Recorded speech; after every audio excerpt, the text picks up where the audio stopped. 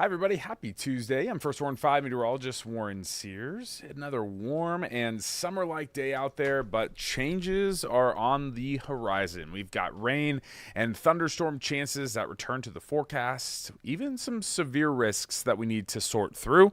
And so we'll be talking about that over the next 10 minutes or so. We also really just need some rain. Everything is getting a little bit dry out there, really as of recent, with all the record heat and all of the dry conditions. So we'll get you some rain most likely at some point. We've got 3 first warns now. I did just drop one for Saturday, so we'll just walk you through all of that new information that we've got. So let's get to it. Your first thing that I think is worth mentioning is the day today is solid. It's a nice afternoon, mainly dry. Excuse me. It's pretty summery in the low 80s, and we do have a decent amount of moisture in the atmosphere out there today. So it's a little bit on the muggy side, but really not bad. Now into tonight and the rest of the week, first warns kick in for Wednesday, Thursday, and Friday.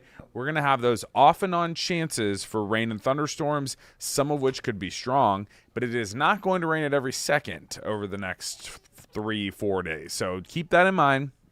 It's definitely not a washout, but there are a few windows specifically that I think we need to watch closely for the potential for strong thunderstorms. So let's walk through. I know there's just a lot of different chances that we've had, so hopefully this is a clear timeline as to what you can expect. So as of tonight, I would say probably anytime after 8 or 9 p.m., we could have a couple of isolated little generic thunderstorms. Radar will really fill in overnight and into the morning on Wednesday. That's kind of that first wave.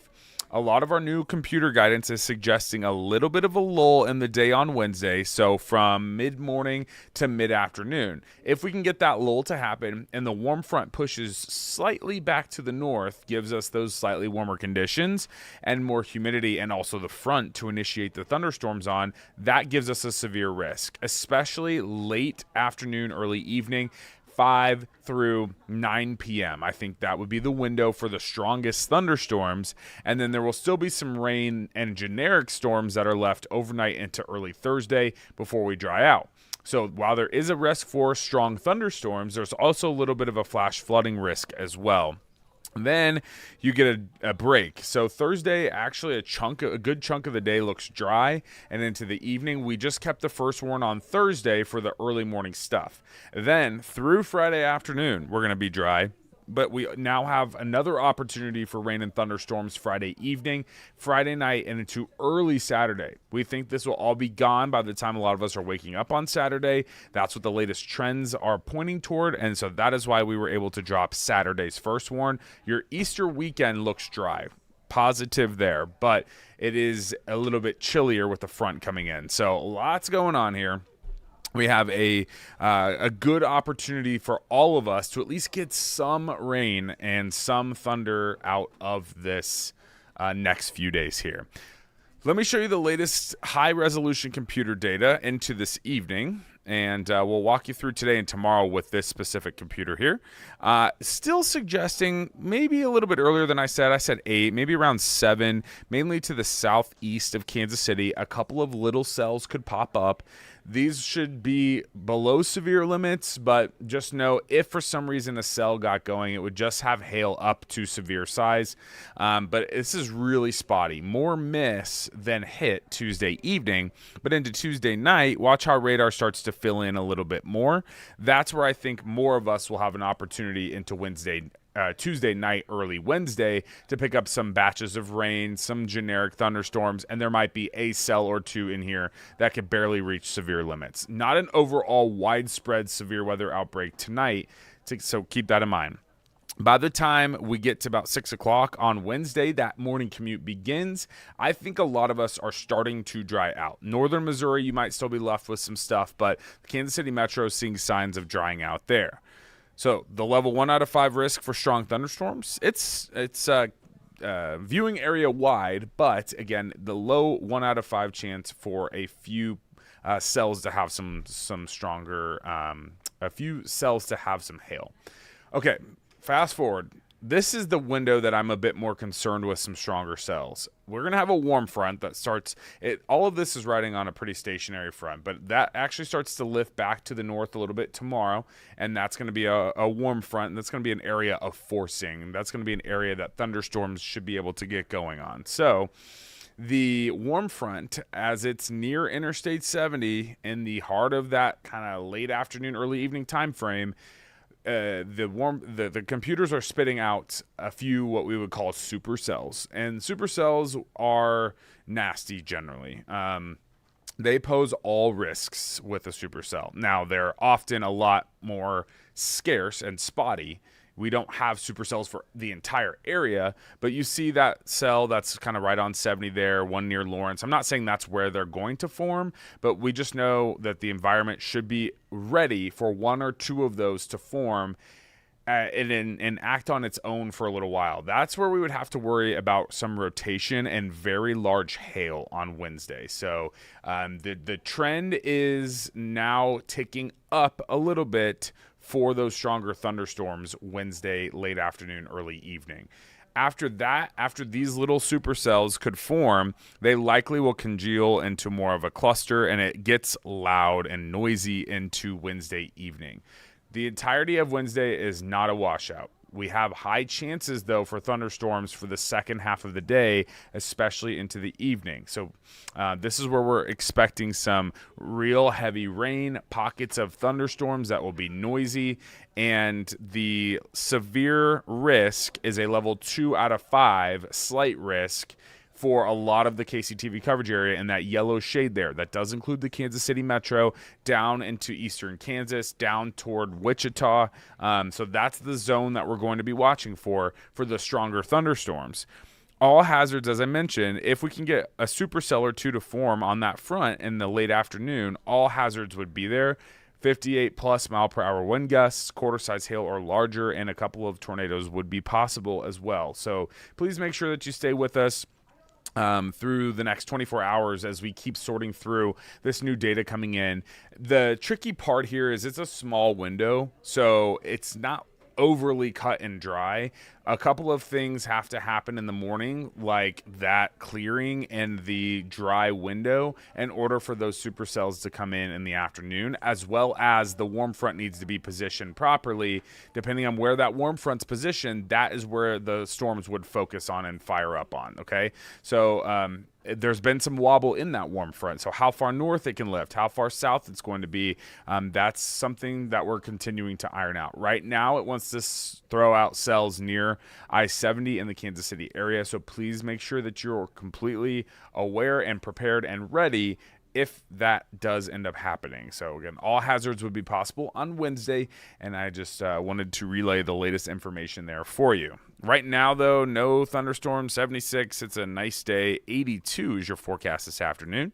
A reminder, 65 back by tomorrow. Heavy storms, especially in the afternoon and evening. Some of the trends want to bring us a little warmer as well, depending on where that warm front's going to be. So we'll watch that. And then 68 on Thursday. Your whole 7-day forecast in its entirety has 3 first warns now. I took the one off Saturday. We were able to scale that precipitation chance back. 53, though, that front that comes in with thunderstorms Friday evening brings you back to 53 on Saturday and only 56 on Easter Sunday. A little bit chilly, but not too bad for this time of the year. All right, everyone, thank you for joining me.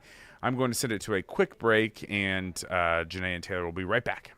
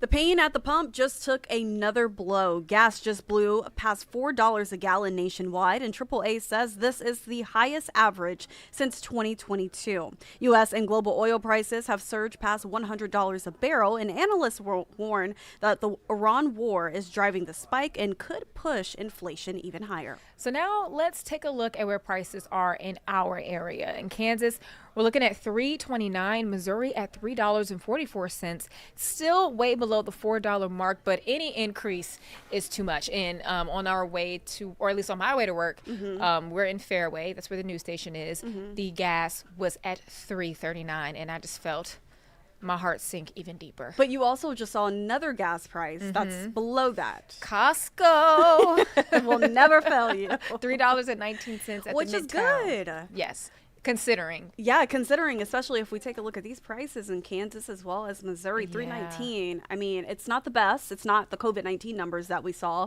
but it's something. Yeah, so I was talking to a family member of mine, and gas over in Maryland is over $4. Oh, yeah. So glad we're not paying that. Absolutely glad. But remember, when you talk about COVID pricing, I remember when gas was like super low at the beginning. Right. But you know what? That was the thing is during COVID-19 at the beginning, it was so low, but it's like, where am I going to go? Like I can go fill up my gas tank and it could be cheap, but where am I going to go? Because everything is shut down. So it's like literally nowhere. But it was good at the time.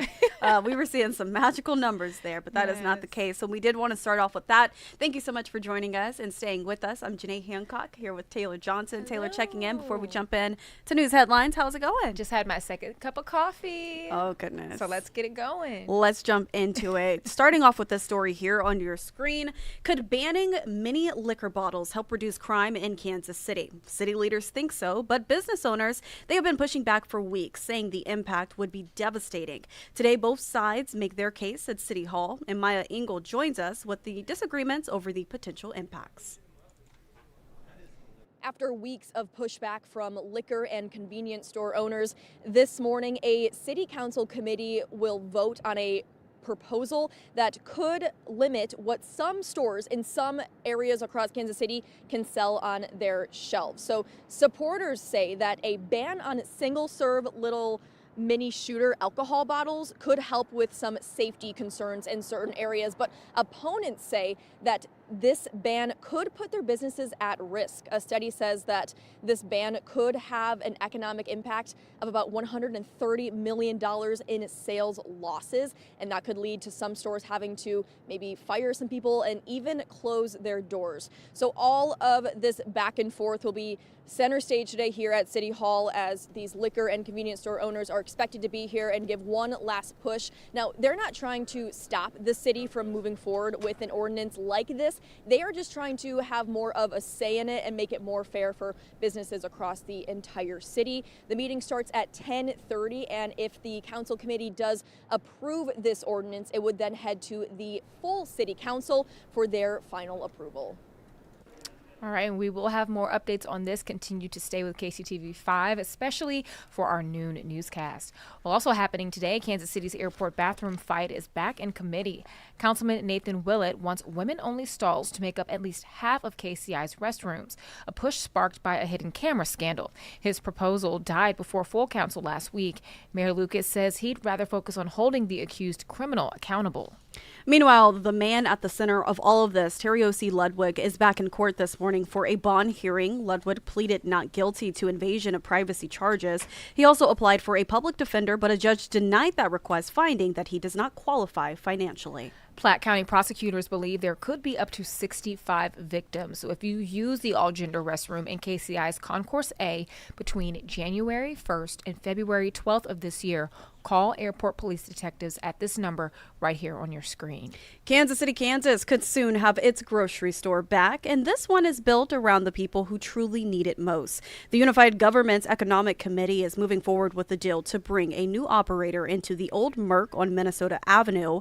The store would be called United Market, run by a KCK native with 35 years in the grocery business. We are a community in need right now. I realize there is a food access gap, and I also know that a lot of the residents don't have transportation, and they technically walk to the store. Now, if commissioners approve Thursday, the operator says he'll start ordering equipment right away with a goal of opening as soon as possible.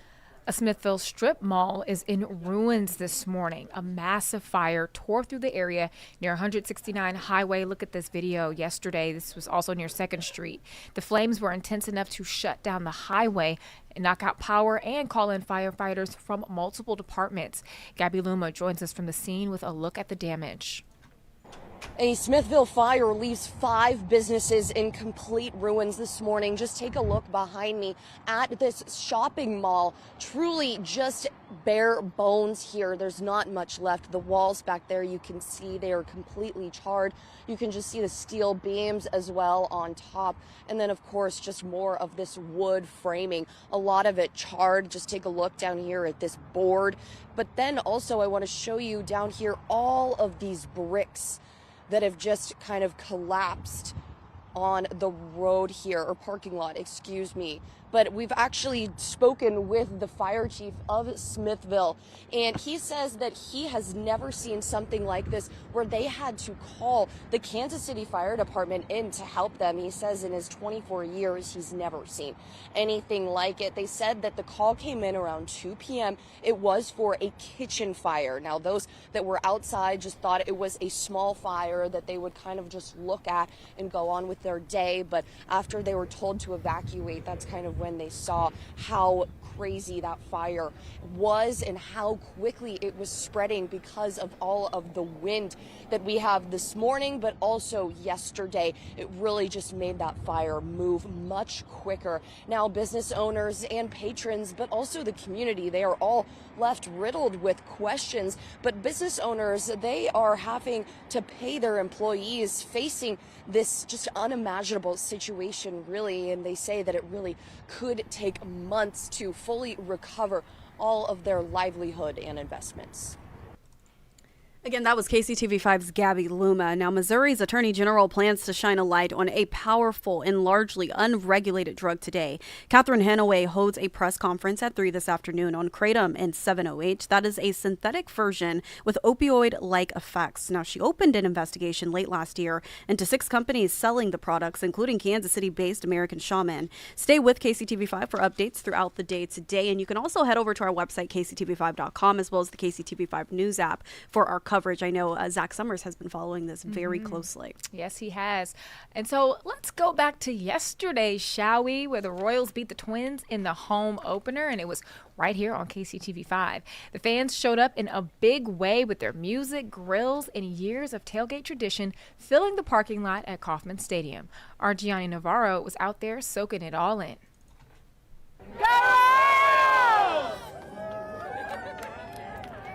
Some say it's opening day at the K. Others call it's a national holiday to us. Before fans head inside the stadium, it's all about the tailgating. Listen, we're running to Lamar's and Quick Trip by like 8 a.m. We're meeting at 9 a.m. We are the first people through the gates to get a prime spot close to the gates to go in. This crew has shown up for 25 straight openers. So what keeps them coming back? For Liz Davis, it's all about the nostalgia. Refreshing. It's just nice to see the field. It's nice to see the people, hear the sounds, and see the stadium. Across the lot, one group pulled off something impressive. They merged 3 tailgates into one. Family, friends, coworkers, you name it, people I've met. I don't care if they know each other. I just say, hey, you guys all, you're a vibe, come together, get to know each other. I love you all. And then there's young fans like Thomas. He's just getting started making memories. He's here to see one man play, Jack Caglione. How many home runs do you think we're gonna get? 1,000. 1,000 home runs? Is that even possible? Yes. Hey, when you're a Royals fan, anything is possible. Go Royals! In Kansas City, Gianni Navarro, KCTV5 News. So cute. He's so adorable. I love that. And to be out there in the atmosphere and to smell all the food. Oh, I can smell it through the screen. Oh, that is my favorite part. And to be in Kansas City doing so. The barbecue. Sounds so good. Okay, well, don't forget, 9 more Royals games are headed your way on KCTV5 as well as KSMO. Absolutely free. Next up is April 24th. The Los Angeles Angels come to town, and you can catch that game again right here on KCTV5.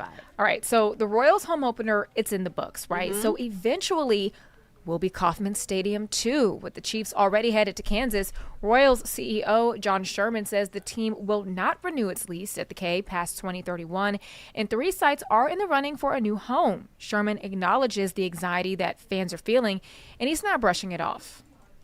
You know, we see on the other side of the state in St. Louis, they've lost an NFL team twice, right? So I think no matter what you say, I think people feel that threat, but those are other people talking about that, not me. The 3 sites that are still in play are the Kansas side of the state line, North Kansas City, and Kansas City, Missouri. Now, Sherman says groundbreaking needs to happen by September of next year, so I guess we're getting closer to knowing something. Just counting down. The anticipation continues to grow. Well, Kansas City calls itself a city of music, and now it is getting a new venue to prove it. At the Kauffman Performing Arts Center, the KC Symphony performs more than 100 shows a year. The Symphony is building a new 4,600-seat indoor concert hall in the South Plaza district, and they are not leaving the Kauffman Center completely, but the new hall is designed for the touring acts, too big for small clubs, but not quite arena size. Leaders say it's all about bringing more artists to the Kansas City area. Recording revenues have really dropped, and so artists have to make their money by touring. And so having this facility will mean the artists that are skipping us today, or maybe not coming very often today, will want to come more often. That's some exciting news. Well, the groundbreaking happens later on this year, and the venue is expected to open in 2028. Yeah, I'm glad he said that. It makes me feel hopeful for some more of those acts. It's nothing like a good tour coming out and then you don't see Kansas City on there. I know, because you always skim the list, and it's like, okay, nope.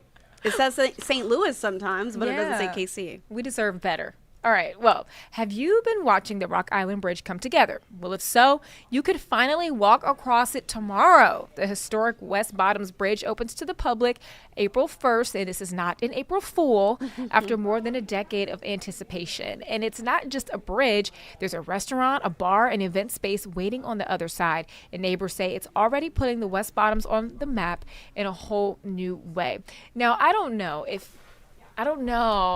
It kind of freaks me out a little bit. Why? Because it's a bridge and it's over the water. Literally over the water. Yeah. Literally on a bridge. I don't know. I mean, I'll sit on the deck. I don't know. You're just terrified a little bit. Just a little bit. But you know what? They said it's completely safe to be on there. I mean, if it can handle those trains, it can handle the amount of people that are going to be crowding the area. This is true. Would you check it out? I will. And I'm going to drag you along with me. You will be there as well, as much as you are afraid to do so. I just think it's cool because it's unique, right? Yeah. I mean, you mentioned the restaurant, the bars, the event space. It's not just a bridge. Yeah. It's a entertainment district? Yeah. Okay. Kansas City is doing it like no other place. So I am excited to see this in person, to check it out. And I know it's been some time in the making, to see it finally come to life. The entrance is pretty cool, though. Yeah. I like that entryway. Mm-hmm. Yeah. So, and I think this is going to be a popular spot during the summertime for a lot of people, every single summer, to just say, hey, let's go on over and have dinner.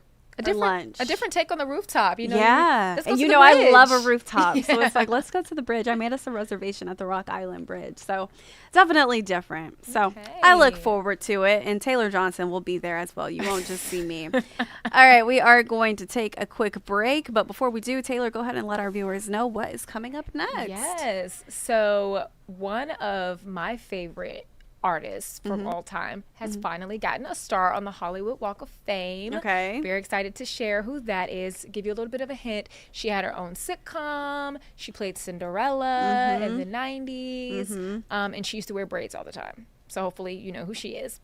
And then things are getting a little interesting for Taylor Swift. You know, I always wonder about like people like her or Beyonce or other major artists, like, do they just have a pot stowed away for when people try to file lawsuits against them? Like, do they have money ready for I think these they do. I feel like they need it. Because I feel like Tyler Perry said that specifically for those incidents. But carry on. Yeah, it's good to know. And then also Janae and I are going to finally share our thoughts on the new Edition Way tour. Yeah. We both got to see it in 2 different cities, so we're going to catch up about that. That is coming your way. We're going to take a quick break, and we'll be right back.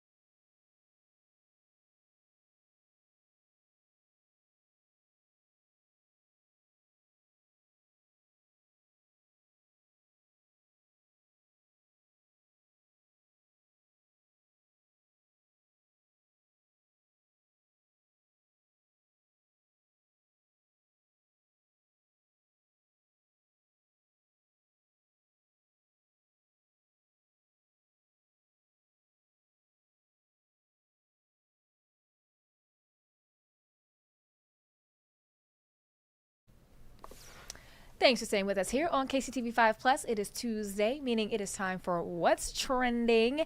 And what has been trending for a while now has been the New Edition Way tour. With New Edition, Boyz II Men, and Toni Braxton. And prior to it coming to Kansas City, Janae, you had an opportunity to talk with a few of the members. Yeah, Bobby and Ronnie, which I'm still shocked that I even talked to Bobby Brown.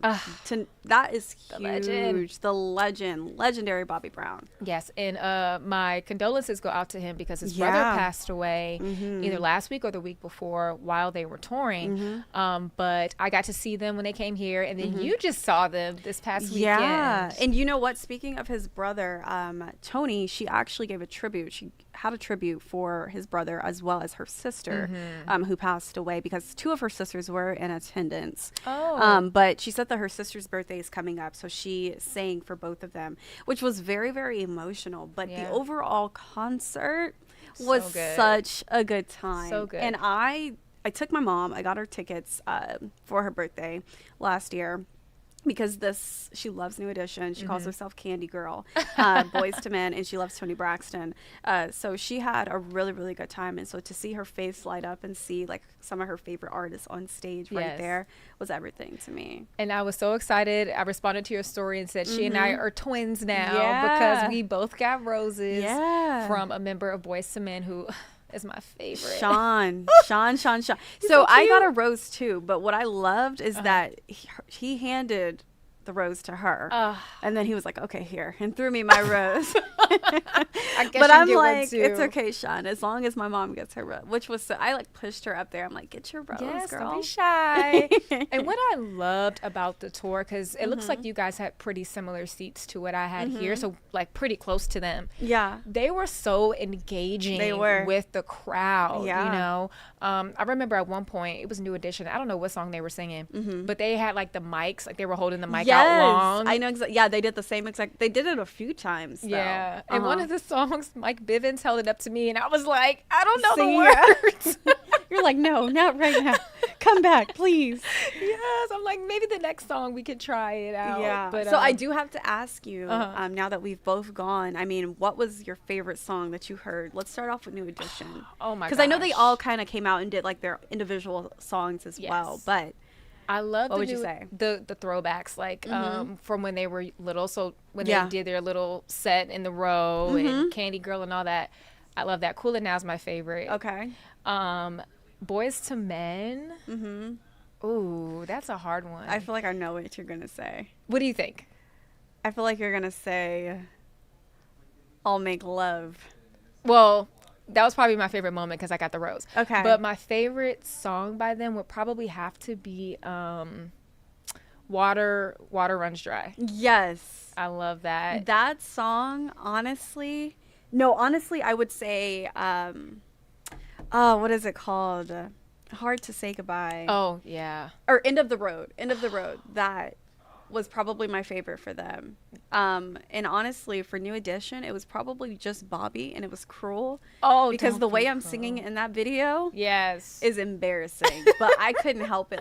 And then Bobby started dancing. I couldn't help it. It was just so exciting, and like everyone, they had a crowd out there that if it wasn't sold out, it was close to it. It was so good. St. Louis showed up. It was nice to see Toni Braxton. Yeah. What would you say your favorite song was? So one of my favorite songs by her is actually Just Be a Man About It. But I also love Breathe Again, which happens to be the tribute song. Yeah. For her sister Tracy, who passed away, and I'm that was assuming emotional for Bobby's brother too. Yep, for your show. It was very emotional. But she looks so good. She's tiny though, and you know what? She's going through health issues, which I didn't even know until my mom told me after. Yes, after the fact. But you know, kudos to her. Or no, not after the fact. She mentioned it during the show that doctors told her that she wouldn't even be able to perform again. Yeah. And so to see her up on that stage performing and doing all her hits was amazing. I loved it. So I have a question for you. Yeah. Because I noticed on our show, Toni did not finish it with them. Did she come out at the end? She didn't, and I thought it was because she wasn't feeling well. I think that's probably a part of it. Yeah, because, you know, they said, and Toni Braxton, and I was thinking she was going to come back out, but no, it was just the guys that finished it, which they killed it. They did amazing. did. It was a great night. I had so much fun. And the stamina with them, you know, I mean, they keep up. They be moving. I will say though, at the end, I saw Bobby kind of leaning back like this. I've seen that on some against videos. the stage because he's like, I'm tired. Like, y'all got it. Like, he's not even afraid to do it. He's like, y'all got it. He's earned it. Yeah, he's earned it. It's Bobby Brown. Yes. So it's all right. But yeah, no, great show. Definitely recommend that people go out and see it. I don't know when their tour ends. But I don't know. But it seems like they go on tour pretty often because they just had a residency in Vegas not too long ago. Right. That I'd missed. So when I saw the tour, I was like, there's no way I'm missing this. And they were coming to KC. We were talking about a lot of shows don't come here. They made their way to KC. Yes. And you were saying you learned in your interview that it had been years since they had been here. Yeah, I don't even remember how long, but I know the T-Mobile Center was named the Sprint Center at the time. Yes. So it had been some time since they had been back. And this was legendary because they had never partnered with Boys to Men on stage. So I don't know if they did like a photo op at your show and they're like, take a picture of this. Oh, no, they didn't do that with us. Okay. No. It was great. Great show. We love y'all. Okay, so more exciting news. Singer and actress Brandy now has a star on the Hollywood Walk of Fame. The 47-year-old Grammy winner was presented with the iconic honor yesterday. Issa Rae and Kenneth Babyface Edmonds spoke at the ceremony. Brandy's 1994 debut album went platinum 4 times, and her 1998 duet with Monica, The Boy Is Mine, which they were just here in Kansas City not too long ago, spent 13 weeks at #1 on the Billboard Hot 100. Brandy also starred in the TV sitcom Moesha from 1996 to 2001, and she made her debut in 2015 on Broadway in the musical Chicago. And I have grown up on Brandy. Right. Love her. Love this for her. She looks beautiful, She too. doll. She looks so good. Did you have the Barbie doll? Yes, with I the did. Braids? Yes. The micro braids. I did have the doll. I would watch Moesha every Monday night at 8. Has Cinderella on VHS tape. Definitely a Brandy fan. Yeah, she is a loyal fan. But one thing I noticed, her brother wasn't there. Well, he's going to be here in Kansas City this summer for Tacos and Tequila. We should ask him, where was he? But I wonder if she told him. Oh. With everything that's been going on. They do have some family drama. They do. Ongoing family drama. Yeah. Because she recently had to, like, speak out over something that he was saying about her, right? Was it him or was it was something about a rapper? I don't know. It's always something going on with the Norwood family. Yeah. So what do you think about the rest of the celebrities that were there? Why do you think she chose them? I love me some Issa Rae. And I do too. It kind of makes sense because Moesha was set in L.A. Insecure set in L.A. A sitcom about Black life, although Moesha was a teenager going into college, and Insecure was more about ushering into your late 20s, early 30s. Why am I watching Insecure right now for like the 1800 times? I'm actually thinking about rewatching it too now that I'm a little HBO Max. Older. Is it it's on there? HBO Max. Because the last time I watched it was around COVID, and when you get older and you look back at stuff with a different lens, it's like, okay. It is a great show. And I don't know about you, but I cried that last episode because it's like you truly grew up with the entire series, like from the beginning to the end. And to see Issa Rae, that's a whole nother topic. And I love Issa. I love Issa. Support her. Definitely. Okay, so I do want to move on to this. Speaking of support, this has been getting a lot of backlash. It's been all over social media. And I know we talked about it just a little bit, Taylor. Rosanda Chili Thomas, member of the group TLC, has found herself justifying past political moves, People magazine reports. The pop star posted to social media denying that she is a MAGA supporter. This comes after records resurfaced of campaign donations she made to President Donald Trump back in 2024. In the post, she wrote, which we can actually pull up here on your screen, I made a mistake too many make. I did not read the fine print. I thought I was supporting causes against human trafficking for veterans. People reports she also made a video clarifying an incident in which she reported a conspiracy theory related to former First Lady Michelle Obama.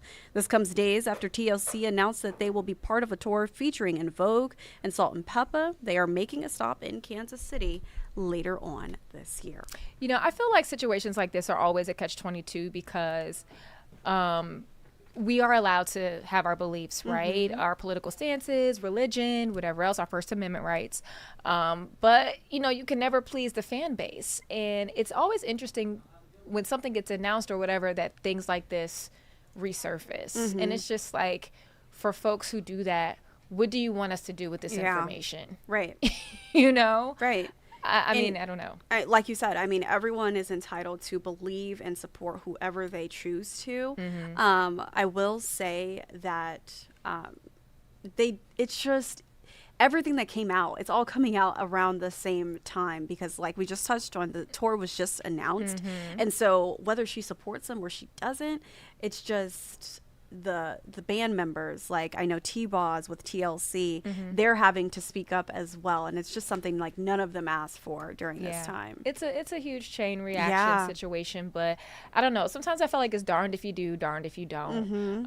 Especially when it comes to your political stance. You know, we're not all going to agree on everything, but you know, if she feels the need to respond to it, because I guess it might mess up her bag if she doesn't. So guess she has to do what she has to do. That's probably why she got in front of it. So we'll just have to wait and see exactly what happens. All right, girl. All righty. Well, speaking of what's going to happen, Taylor Swift. Ooh, yeah, she is being sued. A Las Vegas showgirl says Taylor's new album titled The Life of a Showgirl tramples her trademark brand Confessions of a Showgirl. Maren Flagg, who goes by Maren Wade, filed that lawsuit yesterday.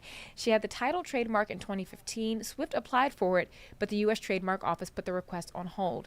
Her team is not commenting on the lawsuit. So this is another thing too. It's like, okay, if The Life of a Showgirl, this is just my thought. If this was messing up your brand, then you should have bought that too, or had that taken off. You know, because I had a blog years ago, and so I would just like get different variations of the name of the blog. Either like create a domain name for it or whatever else, so someone else wouldn't be able to take it or use it if it is that close. But I don't know. It could be a money grab. Honestly, I don't feel it's going anywhere. It's kind of similar to 1587 where a judge just kind of threw it out like, okay, whatever, because it had been going on for some time. Like we don't know how long she's been working on this album. So truly, I don't know. And you wait till now. We've been talking about this. This album is not even new anymore. No, but that's what. Yep, we'll have to wait and see. Well, I do want to go to this video because I feel like we've been talking about them for some time. BTS now has its 7th #1 album on the Billboard 200, according to Variety. It had the best first week of a new release since Taylor Swift's we just talked about, The Life of a Showgirl, last year. The album also had the most sales by a group in more than a decade. But I feel like we don't have a lot of groups left. No. So who are they competing? That's what I don't know. Who are they competing against? Now, what groups are out there? I can't even tell you. Kudos to them, BTS. They are doing great. You know who supports them is our morning executive producer. His girlfriend is a huge BTS fan. Shout out to Tyra. So she is buying all of this. She loves it. She's eating it up. Well, speaking of K-pop, there's superstar Lisa. She is set for a Las Vegas residency later this year. The rapper, dancer, and singer from Blackpink will be performing solo at the Coliseum at Caesar's Palace. Her Viva La Lisa kicks off at the arena in November. Pre-sale tickets go on sale April 22nd, and the show begins on November 13th. And the Coliseum is pretty big because I think Adele did her residency there. So Miss Lisa, that's huge. She's doing things. That is huge. K-pop. Alrighty, well, a TV series on Jeffrey Epstein is currently in the works. According to Variety, Sony Pictures Television is currently shopping the limited series starring Laura Dern. Dern is set to play Julie K. Brown, the Miami reporter whose years-long investigation of Epstein ultimately led to his arrest. Brown wrote the book Perversion of Justice, the Jeffrey Epstein story, which the limited series will be based on. Adam McKay is one of the executive producers behind the project. McKay is known for his comedies like Anchorman, as well as the TV series Succession. Epstein died by suicide back in 2019 as he was in jail awaiting trial on federal charges accusing him of sexually abusing underage girls. I wonder if it'll be like, have you ever watched like those American Crime Story? But I feel like this is one you have to be really careful with because I haven't watched it, but there's one series out right now about one of the Kennedys and his wife. I think, is it JFK Jr.? One of them, whoever Yes, died in the. yes, it's the love story, isn't it? Yes. On Hulu?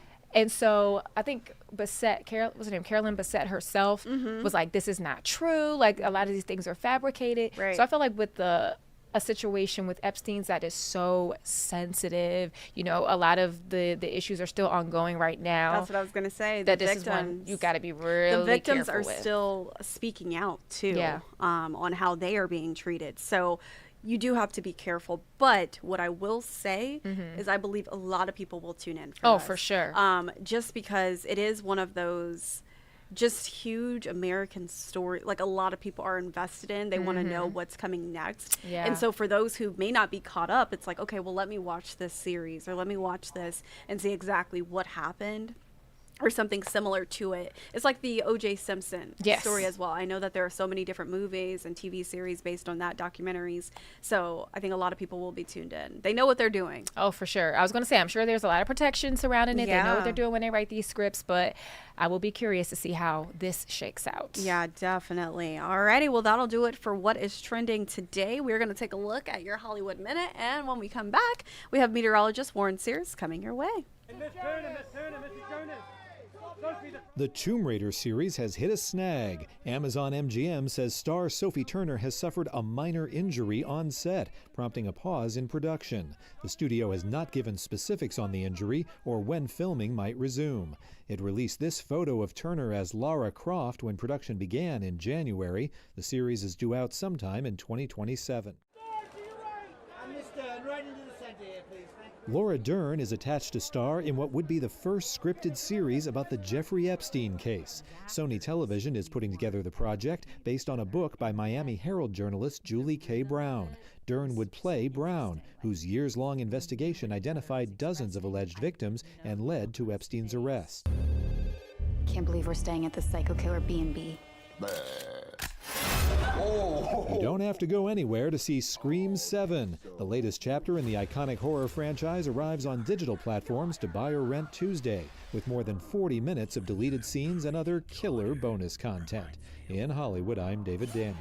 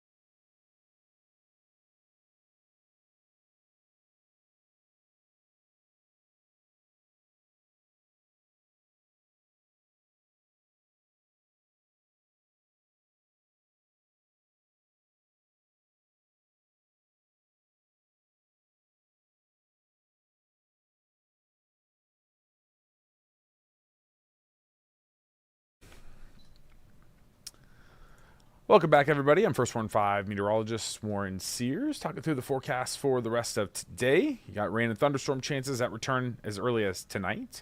We also have some stronger storms that are on our radar that we're watching for closely. Not actually on our radar right now, but for tomorrow specifically, we're watching that. New data suggesting ingredients looking pretty favorable to pop out a couple of thunderstorms on the stronger side into your Wednesday afternoon and evening. We have first warns in place Wednesday, Thursday, and Friday. We have different batches of rain and thunderstorms coming through. We also have temperatures falling off and climbing back up. So kind of a lot here in the forecast as you look ahead over the next week. And then I'll have an update to your Easter weekend forecast as well. If you have some outdoor plans, we've got some good information for you. So let's get to it. We have a lot to talk about here. Right now, the biggest thing is the cold front is just to the northwest. So those of you watching in Maryville, in Nottoway County, far northwest Missouri, you're in the low 60s. We're actually right around 80 in Kansas City. This just hasn't updated recently, but I think the latest I saw was 79. So you can see where that front's starting to close in. Still has a little ways to go before it actually gets here. That front specifically is going to act as an initiator for rain and thunderstorms tonight. It's going to push back north a little bit tomorrow as kind of a warm front. So it's sort of stalled out in the region for a couple of days coming through. And so that's, again, going to be a good initiator. So that is one of the main ingredients. The warmth also is helping. And there's a little bit of moisture in the atmosphere out there today as well. So currently near 80 for quite a few of us in the Kansas City metro. And I expect to get a few more degrees out there this afternoon. So your forecast highs today right around the 80 to 82, 83 degree mark, I think, across the Kansas City metro I-70 corridor. Now this evening, so go ahead and expect most of today to be dry. But later this evening, as soon as maybe 7 or 8 p.m., we could have a thunderstorm or two starting to form. And then radar overnight is, I'm expecting to grow and become a lot more widespread in coverage. So the rest of your Tuesday is looking rather dry. And then tonight is when those chances are going to beef up. So couple different waves. We've got 3 different rounds that I'm going to try to pinpoint timing here for you, because even though we have first warns in place Wednesday, Thursday, Friday, it is not going to rain every second of those days. Honestly, you're going to have dry intervals for all of those days, but each of those days does pose the opportunity, the high enough confidence for impactful rain and some thunderstorms. So tonight into early Wednesday, that's the first wave that we are watching. Then again, round 2, Wednesday evening and night, and then round 3 would be more Friday afternoon into early parts of Saturday. I actually was able to drop the first warn off of Saturday. Pretty much the entirety of the day while we're awake should be just fine, but that early time frame, like after midnight to the couple early hours on Saturday, could still have some stuff lingering around. So the timeline here, this is also a good way to represent it and visualize it a little bit. 40% confidence into tonight, into early morning tomorrow, and then that chance will spike. You've got an 80% confidence for rain and thunderstorms late in the day on Wednesday into early Thursday. There is a severe risk there that we're going to be watching, and a flood risk as well. And then Friday afternoon and evening and night, also another severe and flood risk. But mini breaks expected throughout, even during the day on Wednesday. I don't expect to be a washout. Here's the latest data, and this is what our afternoon is looking like. We'll have some breaks in the clouds, some sun, and I think it's a dry rest of our day. Now, later into that 7, 8, 9 p.m. time frame, as the front starts to come in, and it's cleared through Kansas City at this point, but it likely will be set up just to our southeast where you see those little cells popping up. There is an opportunity here for a couple of noisy thunderstorms as early as 7 to 10 p.m. into the southeast part of our viewing area. So those of you in Bates, Cass, Johnson, Henry, Pettis, and Benton counties, right now I think you'll have the better chance this evening, late this evening, for the initial activity. Then watch what happens overnight. Our radar starts to fill in even more. You can see here 1, 2, 3, 4 in the morning. So there could be some noisy thunderstorms around into the early parts of Wednesday morning. But I'm hoping by the time we get to that commute, and the latest data is pretty much backing this up, I'm hoping that a lot of us will have a drier commute tomorrow morning. Northern Missouri could still be left with a few of those showers and rumbles. The overnight risk for severe weather is rather low, but it is a 1 out of 5. So there is a small marginal risk for hail in a few of those embedded cells. Generally, most of them I think will just be noisy. So don't be alarmed if you hear some thunder into the overnight and early parts of Wednesday. But the actual risk for severe weather, again, it is there, but it's a 1 out of 5. So confidence not overly high, but that confidence does start to jump a little bit more into the afternoon on Wednesday. So let's walk through the rest of the day on Wednesday.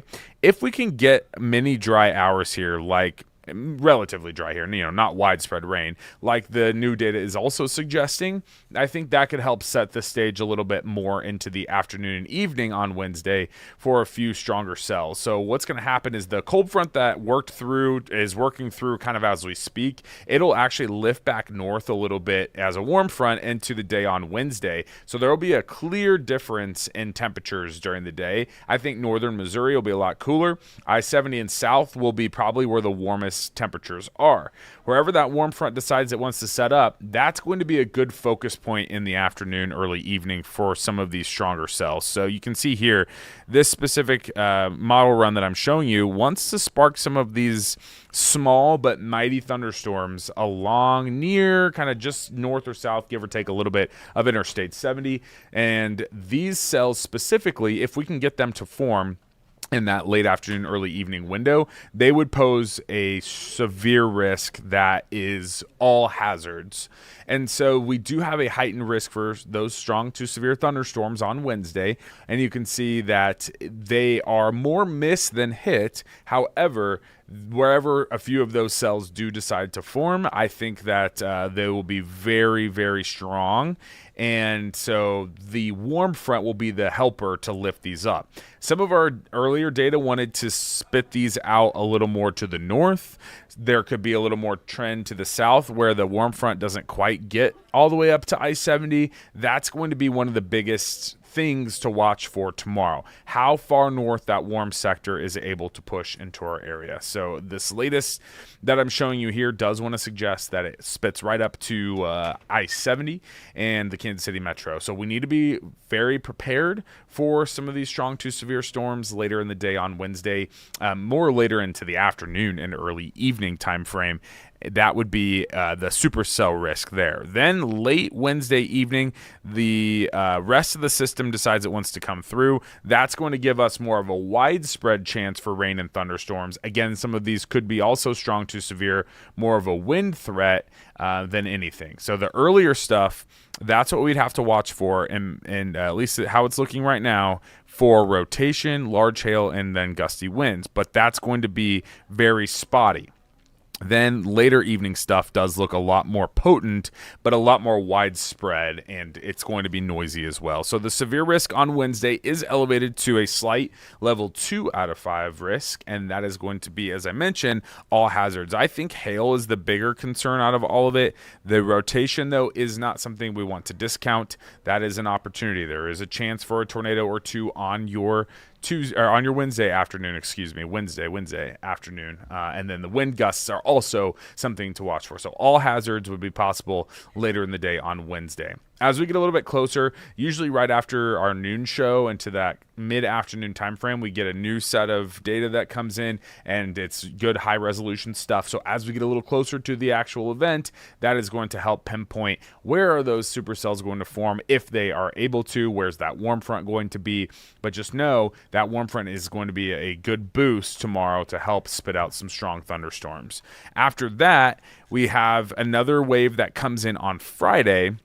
That's something that we're watching too. There are a few signals for some stronger storms, and that's going to be on another cold front that comes in Friday evening and Friday night. So first warn is in place for that. But morning, midday, and afternoon Friday at this point are looking dry. It's the really evening, overnight, and early part of Saturday. I was able to take the first one off Saturday, as I mentioned, so I'm not expecting impacts out there on Saturday with rain and thunderstorms, so your outdoor plans look just fine. And then on Sunday, we'll be at 56. It does look sunny for your Easter Sunday, back to the 60s on Monday. So yet another wave here, kind of up and down conditions. We are expecting yet another week of temperatures kind of all over the place. So that is a look at your latest forecast.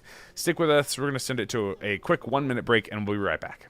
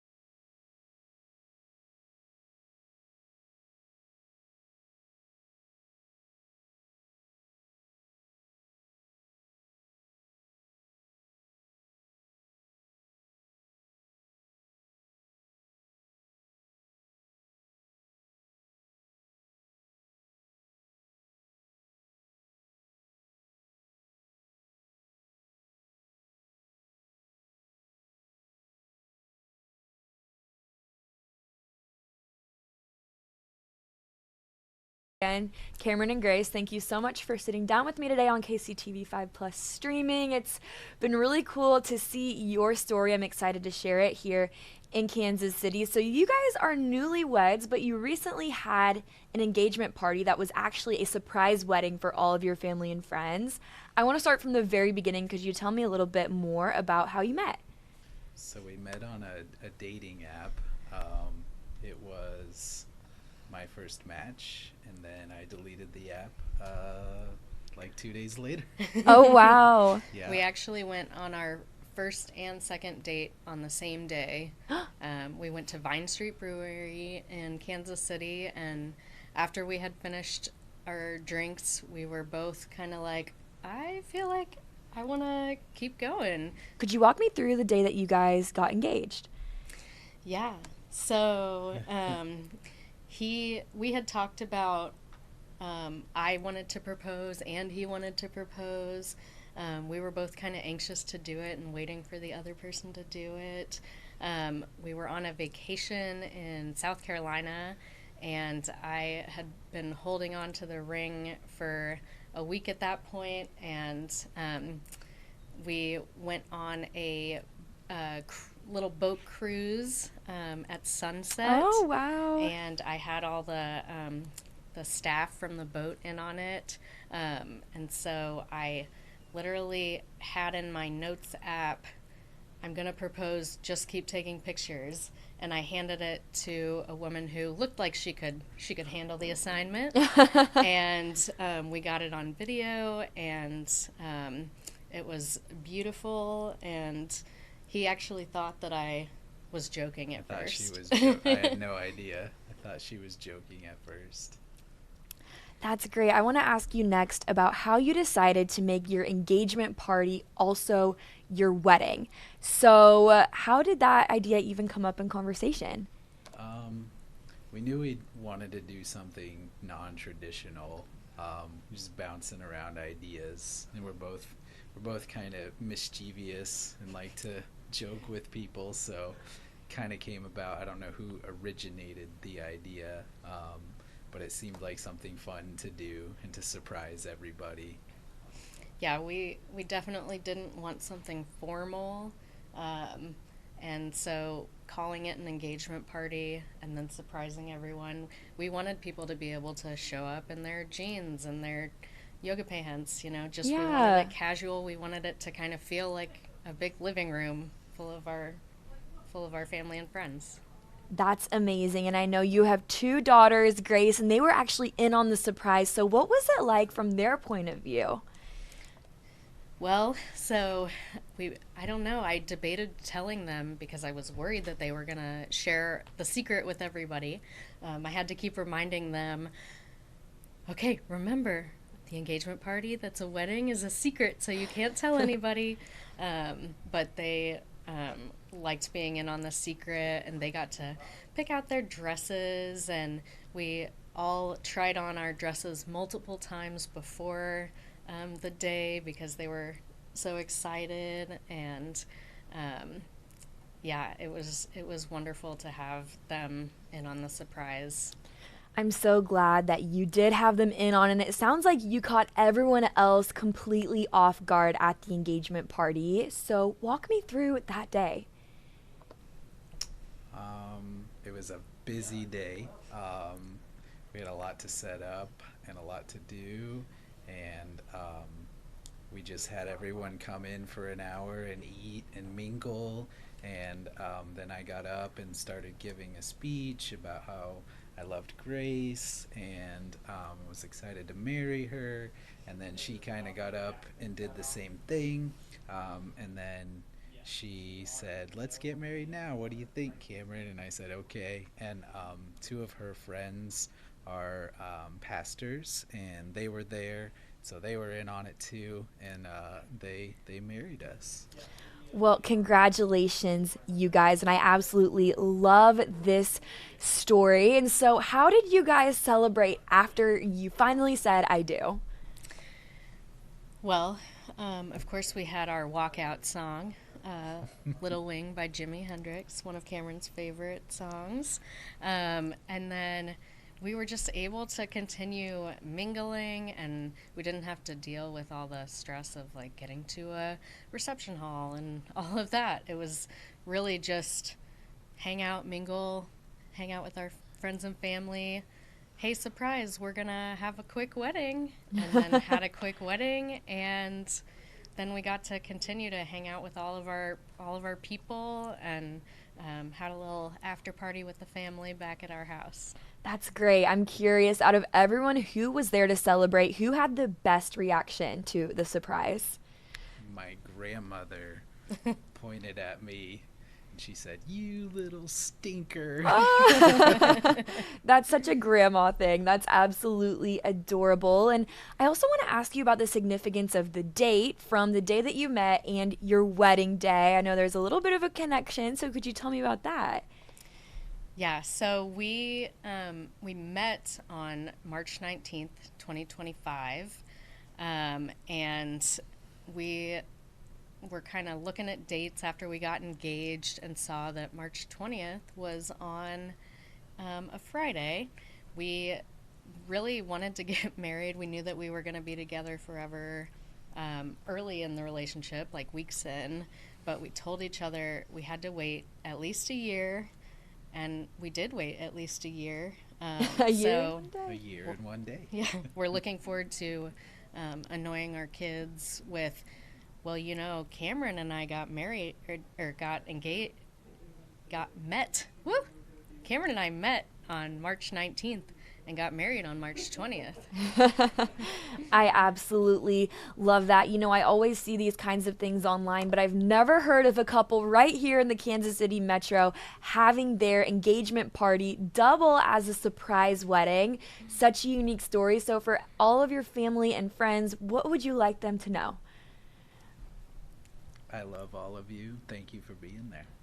It was great. Yeah, we had so much fun. It was everything we wanted it to be. Everyone was able to be casual, and we all just, it felt like we were kind of all doing it together, and we felt very supported. That's great. And then so for other Kansas City newlyweds here, would you recommend a surprise wedding? It sounds like a whole lot of fun. I would totally recommend it. I got told by several people it was the best wedding they had ever been to. That's incredible. Is there anything else, Grace or Cameron, that you guys would like to add? Where are we going on our honeymoon? Yeah. We gotta decide that still. Well, we've narrowed it down to January 2027. We did a QR code just for honeymoon fun, since we didn't really need any gifts, and people were coming into it not knowing it was a wedding. So our friends and family were kind enough to give us some money so that we can go on a fun honeymoon, hopefully somewhere tropical next January. Somewhere warm. Yes, perfect time to do it. Well, again, Cameron, Grace, thank you so much for sitting down with me and telling me about your picture-perfect surprise wedding day. It's been great to have you here on KCTV 5 Plus today. Thanks. Thank you.